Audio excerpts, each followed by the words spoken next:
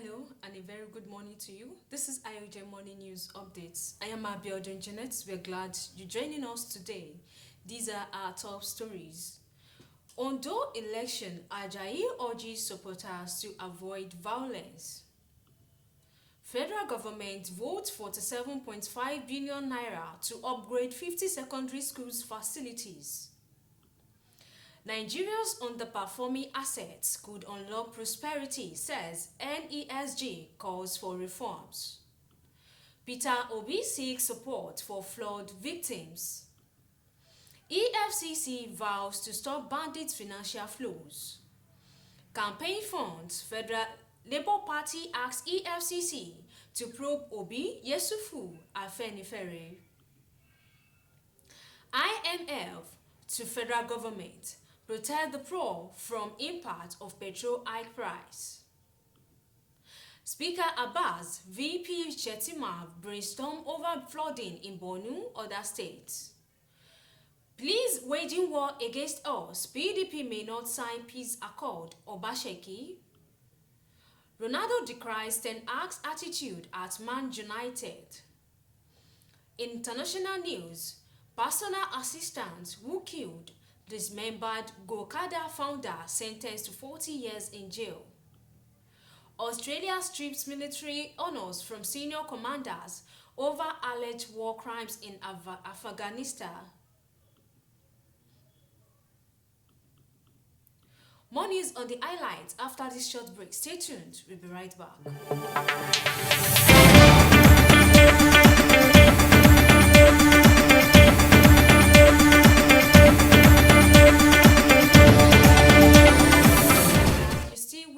More news and updates coming up soon. Ondo election, Ajayi urges supporters to avoid violence. The People's Democratic Party (PDP) candidate in the November 16 governorship election in Ondo State, Honorable Adwola Ajayi, has urged his supporters to avoid violence. He says the forthcoming governorship election will allow the voters to choose between hunger and prosperity. He asks the voters to avoid violence before, during, and after the poll, urged them to choose between the hardship the ruling All Progressives Congress (APC) has subjected to and the prosperity associated with the PDP. Addressing residents of Idore in Idore local government after the inauguration of a 40-member campaign committee, the PDP candidates noted that the ruling APC had subjected citizens to hardship and was weaponizing poverty for selfish purposes. Flanked by the party leaders, including his deputy, Honorable Festus Akingbasho, Ajayi said the hardship in the country had caused untold hardship and people should protest with their vote in the November 16 governorship election in the state.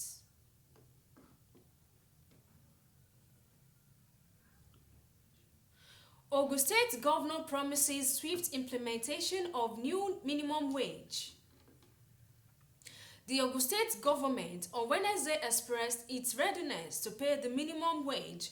The state governor, Prince Dapo Abiodun, during a meeting with the labor leaders on Wednesday, said workers in the state would soon smile as his administration is working towards implementing the new minimum wage. He noted that workers have been instrumental in the rapid economic growth in the state is witnessing. He promised the union leaders that Ogun State would not take second place in the implementation of the new minimum wage.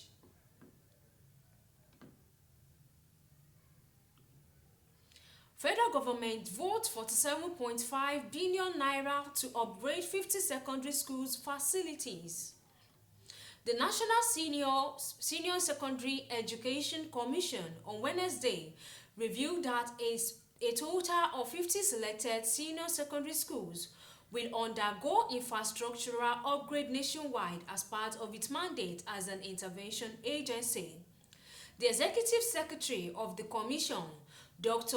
Ijela Ajayi, made this known during the groundbreaking ceremony at one of the 50 selected secondary schools in Kogi State. Ijela noted that a needs assessment had been conducted across the various selected schools following the rehabilitation mandate given by President Bola Tinubu.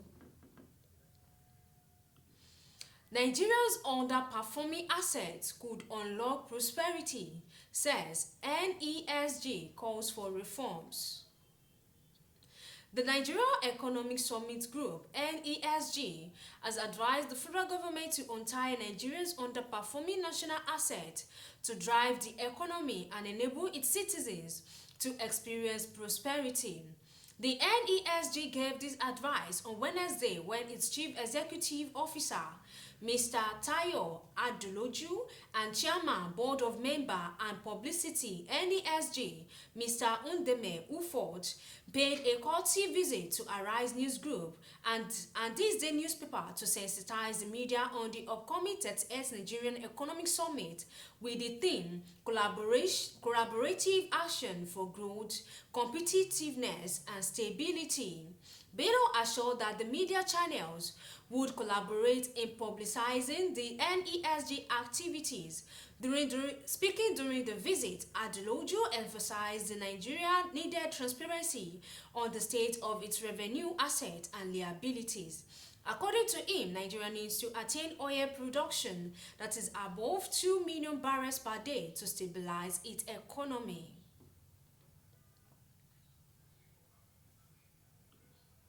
Peter Obi seeks support for flood victims.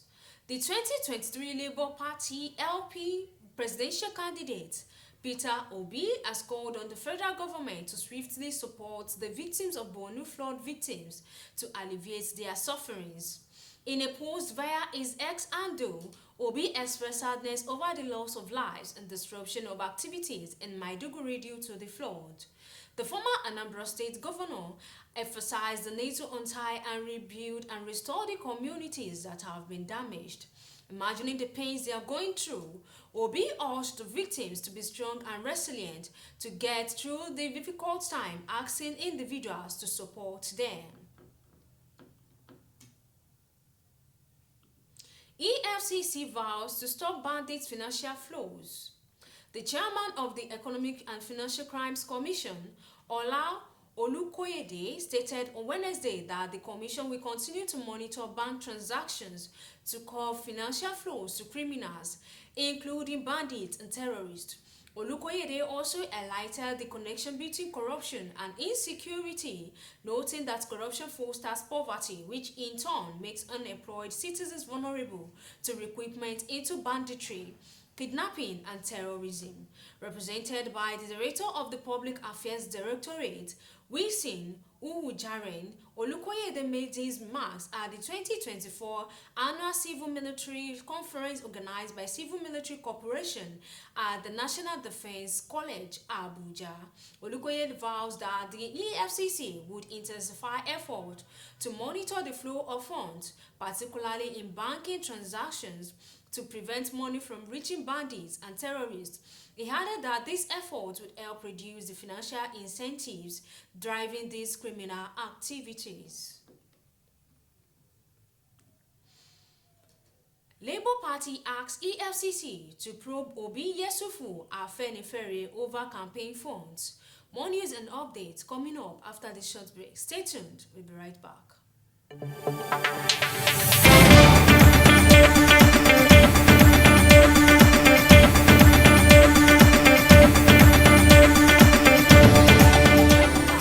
Glad you're still with us. Campaign funds. LP asks EFCC to probe Obi Yesufu Afenifere. The National Working Committee of the Labour Party, led by Julius Abure, has called on the National Security Advisor and Economic and Financial Crimes Commission to investigate Aisha Yesufu, Pastor Itua Igodalo, and party's 2023 presidential candidate Peter Obi, and leaders of Afenifere for alleged misappropriation of funds from the 2023 presidential campaign.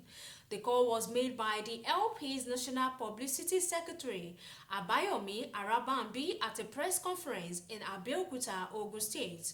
On Wednesday, Arabambi expressed concern over recent comments by Yesufo, who defended herself against accusations of being involved in the alleged diversion of the 2023 campaign funds.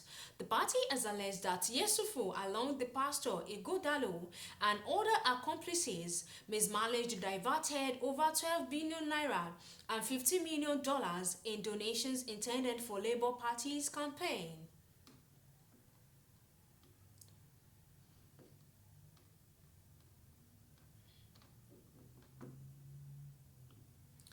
IMF to federal government protect the poor from impact of petrol price hike. Amid ongoing pricing and supply crisis in the downstream sector of the Nigeria oil industry, the International Monetary Fund (IMF) has tasked the federal government to prioritize building and accelerating a social safety net that protects vulnerable citizens.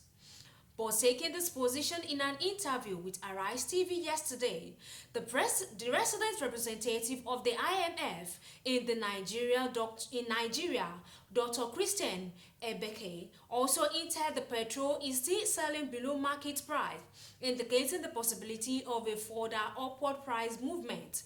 Recall that the Nigerian National Petroleum Company Limited (NNPCL) has also taken a similar position. The IMF executive expressed worry that Nigerians are going through significant hardship due to policies being implemented by the present federal government.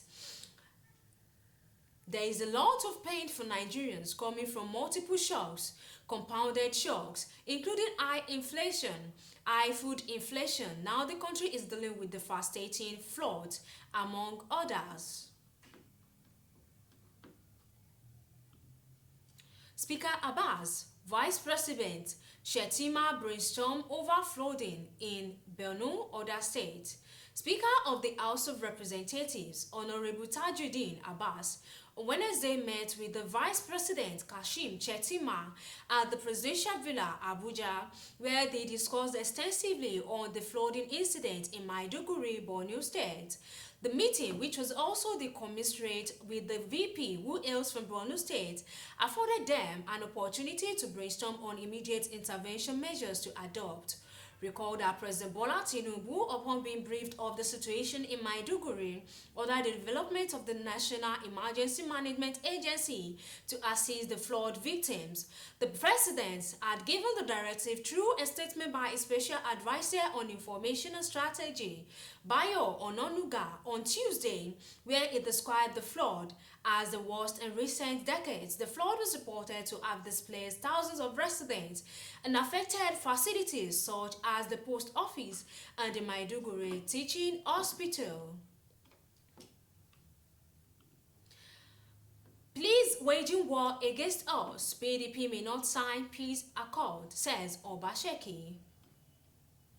Governor Godwin Obasheki of the Edo State has indicated that the People's Democratic Party (PDP) may not sign the peace accord. Obasheki alleged that the police responsible for enforcing the accord have shown through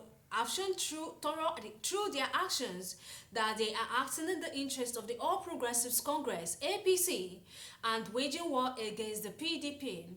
The governor made this statement when he received the chairman of the National Peace Committee (NPC), General Abdusalam Abubakar, who was on a courtesy visit to the government house in Benin City, Edo State. Ahead of the signing of the peace accord on September 12, 2024, Obasheki, in a statement he personally signed on September 10, noted that since the commencement of the electioneering process in the state, the actions of the police have demonstrated bias. During his interaction with Abubakar in Benin City, the governor expressed concern that the police, under the influence of the APC, have arrested not less than 10 PDP chieftains perceived as strong political opposition, including the serving chairman of Eson West Local Government Area, Honorable Collins Aigbogun, who was arrested and taken to the Federal Capital Territory, FCT, Abuja. In sports, Ronaldo decries Ten Hag's attitude at Man United. Cristiano Ronaldo says Eric Ten Hag's attitude is too negative, urging the Manchester United manager to target the Premier League title even though the club needs to rebuild from the bottom. The Portugal star, who now plays for Al Nasr in Saudi Arabia, fell out with Ten Hag before his second spell at Old Trafford ended late in 2022. Ronaldo believes his former club needs sweeping changes, but that Ten Hag should not rule out winning major trophies in the meantime. In international news, personal assistant who killed dismembered Gokada founder sentenced to 40 years in jail. Tyrese Aspil, the personal assistant convicted of killing and dismembering his former tech entrepreneur boss, Fahim Saleh, after stealing about $400,000 from him, was sentenced Tuesday to 40 years to life in prison. Aspil, 25, was found guilty in June of murder, grand larceny, and other charges in the 2020 death of his former boss, Saleh. Prosecutors said Aspil has been hired as an assistant for Saleh, whose ventures included a ride-hailing motorcycle startup, Gokada, in Nigeria, but quickly began to siphon money from Saleh's businesses. Aspil resigned a year later but continued to steal money. This was even after Saleh discovered the theft and left Aspil repay him over 2 years to avoid criminal prosecution. Aspil decided to kill Saleh over concerns that his former boss would discover he was continuing to steal from his companies, prosecutors said. On July 13, 2020, Aspil, wearing a black suit and a mask, followed Saleh into the elevator of his luxury apartment building in Manhattan. He then shot him in the back with a taser when the elevator doors opened into Saleh's apartment. Saleh fell to the floor and Aspil stabbed him to death, authorities said. Aspil returned to the apartment the next day to dismember the body with an electric saw, but he left to purchase a charger after the saw's battery died. While Aspil was out, Saleh's cousin arrived at the apartment and discovered the dismembered body of Gokada boss. Police arrested Aspil days later. Australia strips military honors from senior commanders over alleged war crimes in Afghanistan. Australia has revoked the military honors of several senior defense commanders over alleged war crimes committed under their watch in Afghanistan. The decision follows recommendations from the 2020 Brighton report, which uncovered credible evidence. The elite Australian soldiers unlawfully killed 39 people during the war. Speaking in Parliament on Thursday, Defense Minister Richard Marles announced that the officers would lose their Distinguished Service medals. He emphasized that while the misconduct was a source of national shame, the action demonstrated Australia's commitment to accountability. And that was Ayogen Morning News Update. I am ABIODUN Jeanette. Now, before we go to the recap of the headlines, stay tuned.